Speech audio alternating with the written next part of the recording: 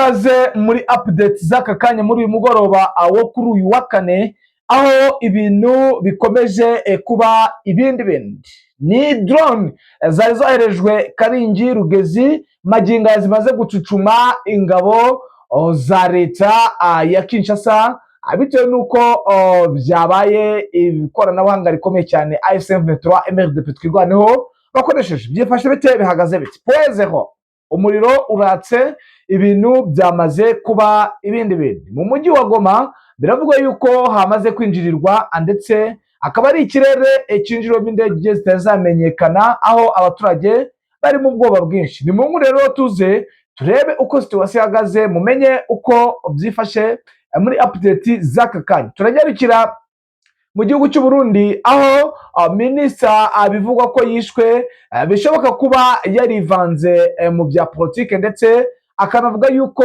hava ingabo ziri kurwana kuri iriya kote akaba ari cyo yazize. Ese niko bimeze? Turi burebera hamwe uko byifashe ndetse umenye byinshi byimbitse, umenye nuko situation ihagaze mu bice bigiye bitandukanye kuri ubu butaka bwa Repubulika ya Demokarasi ya Kongo mu burasirazuba bw'iki gihugu. Ni mu gihe kandi byose biri kuba mu masezerano akomeye cyane harimo gusabaga ikintu gikomeye. Nawe unkundure uze kunyandikira muri comment umbwire se ibintu leta y'Kinshasa iri gusaba AFC irabyemera. Bari kubasaba ko barekura agace ka Rubaya ndetse n'umujyi wa Goma ndetse n'ikibuga cy'indege cya Goma. Urumva ko n'uduce tubiri bashaka gusa. Urumva rero birashoboka ko ari umutego abazungu bashobora kuba bateze AFC/M23. Biri bushoboke cyane, biri bushoboke. Muze kunyandikira muri comment mumbwire impamvu nyamukuru bibanze kuri utu duce twa Goma ndetse ni Rubaya basize za Masisi na za Rucuro ndetse n'ibice bigiye bitandukanye bya za Bukavu.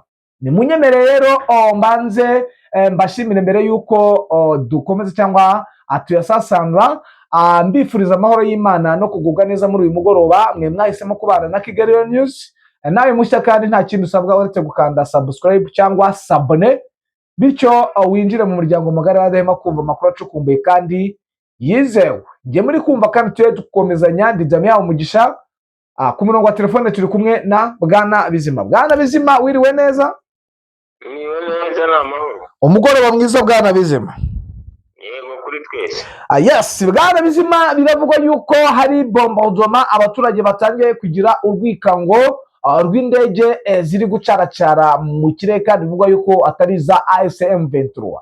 Hari amakuru bafiteho, birashoboka ko ari ukwinjirirwa cyangwa ni indege za AFC/M23 ziri gukora cyangwa ziri gucunga umutekano. Ego zagaragaye muri iki kirere cy'uyu mujyi wa Goma, ariko amakuru ataratahurwa neza cyangwa ngo amenyekane n'uburyo ku mpande zombi yaba FARDC cyangwa M23 ntawe urabasha kugaragaza ko izo ndege zaje mu buryo wenda byaba bisobanutsemo, kuko niyo mpamvu byitirwa ko zishobora kuba ari za FARDC. Niba ari indege zari mu buryo bw'ubutasi cyangwa ibindi bigenderwa bitarabasha kumenyekana ntabwo birasobanuka, ariko ni indege zagaragaye ndetse ubona ko uko bisa kose bijyanye n'ubutasi ku mpande zombi bibaye ari za FARDC cyangwa ari za M23.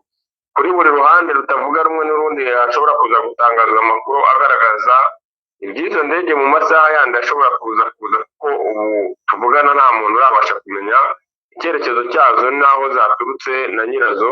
Icyagaragaye ni uko zabashije gusa naho zigaragara muri iki kirere. Yes, mu Gahenge leta y'Kinshasa iri gusaba yuko bafungura ikibuga cy'indege cya Goma ndetse n'umujyi wa Goma muri rusange ndetse bagatanga n'umujyi wa Rubaya harimo buriya bucukuzi. Ibi leta y'Kinshasa irashingira kuki? Nibyo byaba ari ibice by'ingenzi kuri leta y'Kinshasa? Oya, inyungu zayo ntabwo zaba zishingiye aho gusa, kuko ubona ko M23 mu bintu wajya kuyisaba ushatse mu mutwe wawe no mu bitekerezo by'umuntu waba afite uwo mugambi yakuramo intara ya Nord Kivu, kuko ubona ko arizo idepota nkuru za M23 ndetse ariho ibirindiro bikuru byazo biri ndetse n'imigambi yayo no gutegurwa n'imbaraga zikomeye bazishyize bijyanye n'uko ari igice ubona ko aricyo batangiriza nk'imirwano kuva uyu mutwe watangira, ndetse mu myaka myinshi itambutse kuva kuri iyo 23 ya 2012 na n'ubu. Rero kuba wabasaba agace ako ariko kose muri iyi Nord Kivu cyangwa se ukagira ibindi bikorwa utegurira muri iki gice mudahuje batakwizeye, ni ibintu bidashoboka ku ruhande rwa 23. Kuba wabasaba umujyi wa Goma na Rubaya, iki ntabwo ari icyifuzo cya FARDC kuko ari abasaba basaba Nord Kivu, kuko ubona ko mu ntambara zabahenze zanagoye FARDC nta ntambara yigeze ibagora nk'iyo muri Nord Kivu, kandi na n'ubu ubona ko bikirimbanyije ku rwego rwo hejuru. Rero iki ni icyifuzo cy'abariya bazungu, ibihugu by'i Burayi ndetse na Amerika bafite inyungu muri ibi bice bya Nord Kivu, Rubaya ndetse n'uyu mujyi wa Goma. Ubona ko ari umujyi uriho ikibuga cy'indege kandi cyabashaga gucaho byinshi cyane ku nyungu za biriya bihugu bijyanye n'ibyo basaruraga muri uyu mujyi wa Goma, bijyanye no kubona ko iki cyari igice MONUSCO yakoreragamo, kandi ubona ko MONUSCO aba ari nk'umutaka wabo batwikiriye mu mujyi baba bakora byose, byaba ari iby'inyungu zabo bwite ndetse n'amakosa yabo bagenda bakorera muri iki gihugu cya Congo.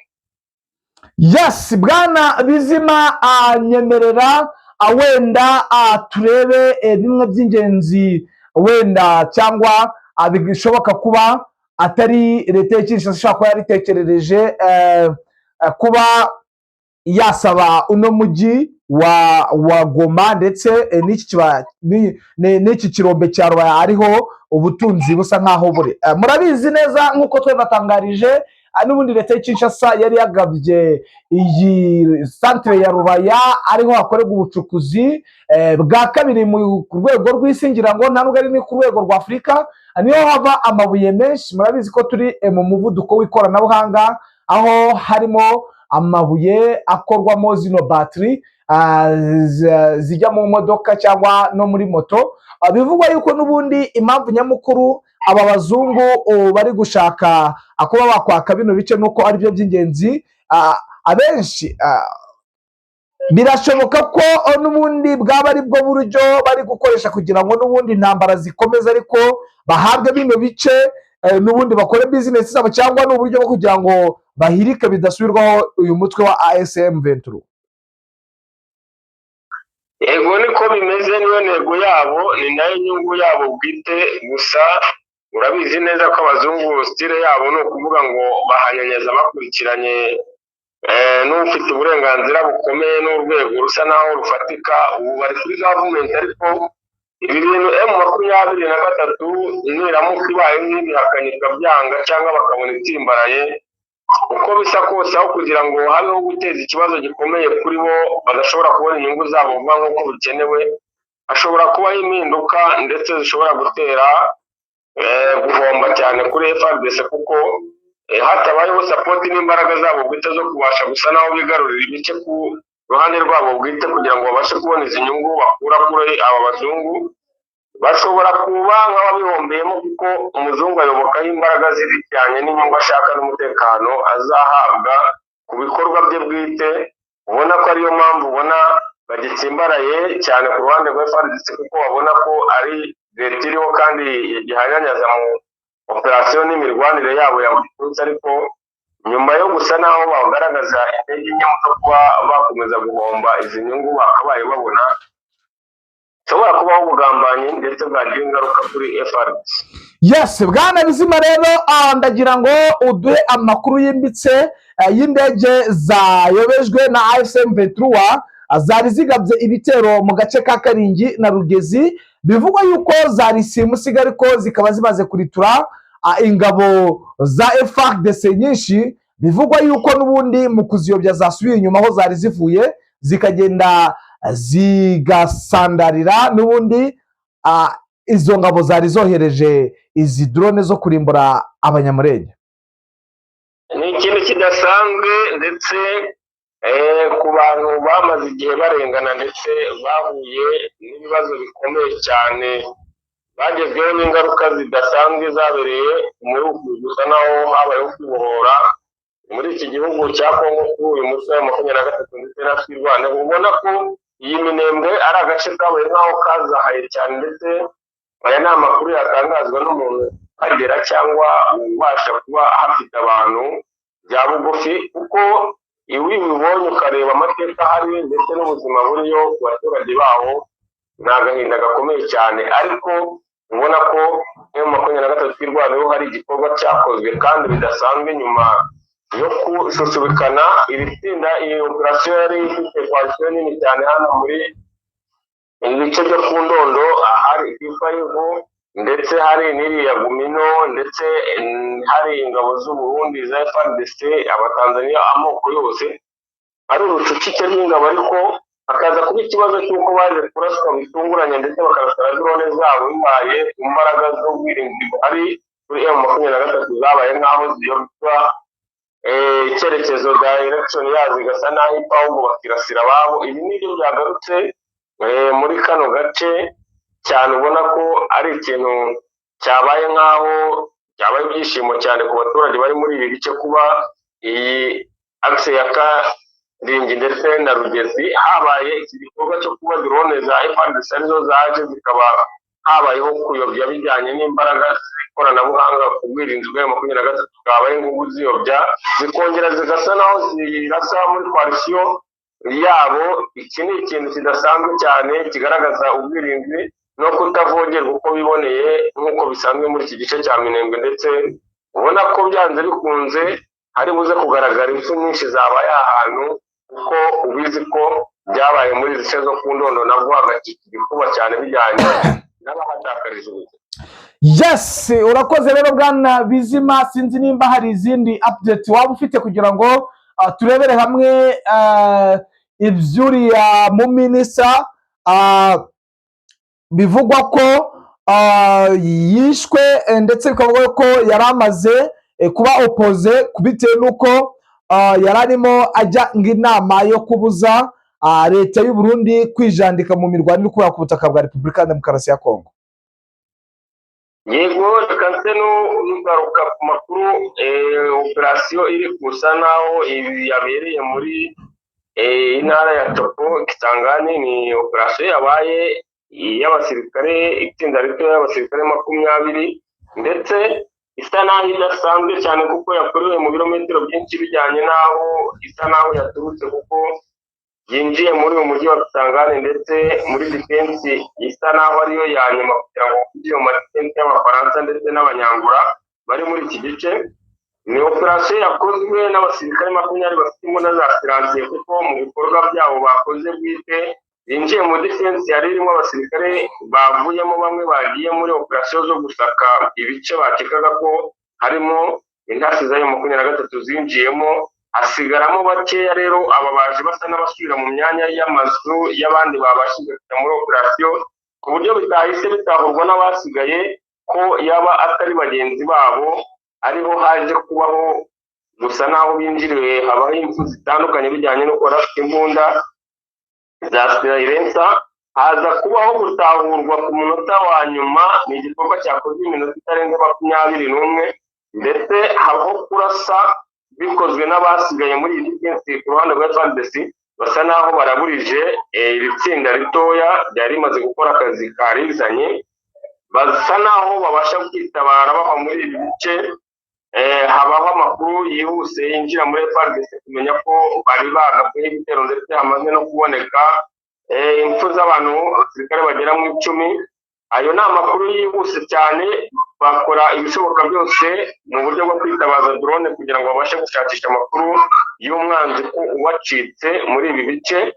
Ariko byaje gutungurana cyane aho baje kugera mu birometero birenga nk'8 bavuye muri iki cyerekezo, binjiye mu mashyamba ya Sangani, aho haje kubaho ikibazo cyane kuri drone zabashaga gusa naho zigera muri ibyo bice, birazinaniza cyane ku buryo ahise hatahurwa amakuru mashya ko hari mu gice gifite ubwirinzi bw'ikirere cyane, ari naho bigaragara ko ahise hatahurwa ko ahantu hashobora kuba harimo ibikorwa bikomeye cyane, yaba defense ikomeye ku ruhande rwa M23, kuko batari kwashyira ubwirinzi, ari ahantu haciriritse cyane. Iki rero ni ikintu kidasanzwe cyabayeho muri intara ya Copo, ndetse ubona ko ari nk'agasopo batanze kuri operasiyo zatangiye gukorwa n'izi ngabo za Angola n'Abafaransa bazi mu bice cyane bigenzurwa na M23, basa n'abasohoka muri iyi ntara yacu binjira mu bice bigenzurwa na M23 mu buryo bw'ubutasi.